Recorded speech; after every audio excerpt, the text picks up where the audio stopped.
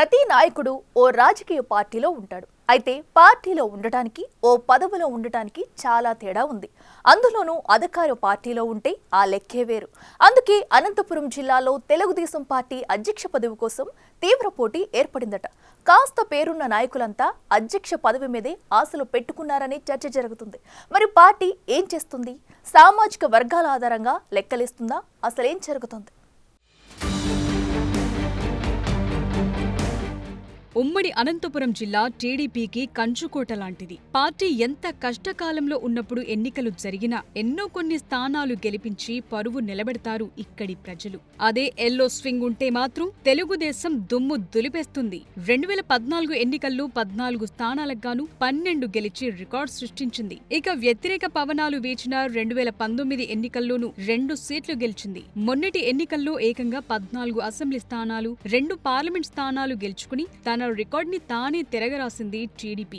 ఇలా ఉమ్మడి అనంతపురం జిల్లా టీడీపీకి మంచి పట్టున్న జిల్లాగా పేరొందింది. అయితే జిల్లాల విభజన తరువాత ఏ జిల్లాకు ఆ జిల్లా అధ్యక్షుణ్ణి ఎంపిక చేసింది అధిష్టానం. గుంతకల్ నియోజకవర్గానికి చెందిన వెంకటశివుడు యాదవ్ ని అనంతపురానికి, వడ్డె అంజనప్పని సత్యసాయి జిల్లాకు అధ్యక్షులుగా ఎంపిక చేశారు పసుపు దళపతి చంద్రబాబు. చిన్న చితక సమస్యలు మినహా ఈ ఇద్దరు నేతలు వేరే ఇబ్బందులు లేకుండానే పార్టీని ముందుండి నడిపించారు. ఇప్పుడు మరోసారి జిల్లా అధ్యక్షుల ఎంపిక కోసం టీడీపీ అధిష్టానం 3 రాష్ట్ర నాయకులతో ఓ కమిటీ ఏర్పాటు చేసింది. ఇటీవల 2 జిల్లాల్లో ఆ కమిటీ అధ్యక్ష పదవుల కోసం ఆశావహుల నుంచి దరఖాస్తులు స్వీకరించింది. దాంతో 2 జిల్లాల నుంచి అధ్యక్ష పదవుల కోసం ఆశావహుల లిస్టు పెద్దదిగానే ఉందట.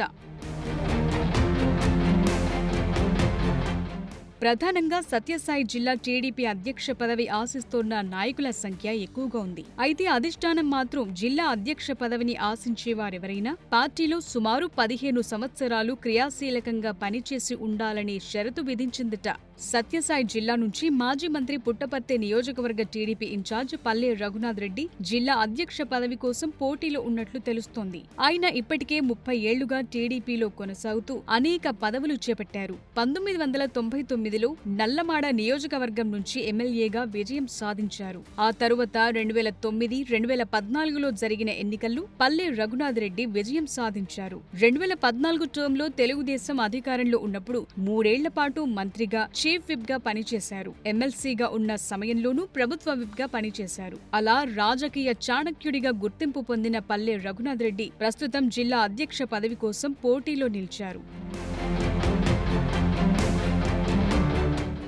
మరోవైపు పెనుగొండ నియోజకవర్గానికి చెందిన కురుబ కృష్ణమూర్తి కూడా చాలా ఏళ్లుగా టీడీపీలోనే కొనసాగుతున్నారు. వారి కుటుంబం కూడా తెలుగుదేశం ఆవిర్భావం నుంచి పార్టీ కోసం పనిచేస్తోంది. కృష్ణమూర్తి కూడా తెలుగుదేశం పార్టీలో అనేక పదవులు చేపట్టారు. ప్రస్తుతం ఆయన జిల్లా అధ్యక్ష పదవి రేస్లో ఉన్నారు. గతంలో జిల్లా కార్యదర్శిగా, ప్రధాన కార్యదర్శిగా, కార్యనిర్వాహక కార్యదర్శిగా కృష్ణమూర్తి పనిచేశారు. ఇప్పుడు సత్యసాయి జిల్లా త్రిసభ్య కమిటీ సభ్యులుగా భారీ పరిశ్రమల శాఖ మంత్రి, అనంతపురం జిల్లా ఇన్ఛార్జ్ మంత్రి టీజీ భరత్, మాజీ మంత్రి దేవినేని ఉమామహేశ్వరరావు, రాష్ట్ర రైతు సంఘం అధ్యక్షులు మారెడ్డి శ్రీనివాసరెడ్డి ఉన్నారు. వీరికి జిల్లా అధ్యక్ష పదవి కావాలని కోరుతూ మాజీ మంత్రి పల్లె రఘునాథ్ రెడ్డి, కురుబ కృష్ణమూర్తి వినతి పత్రాలు అందజేశారు.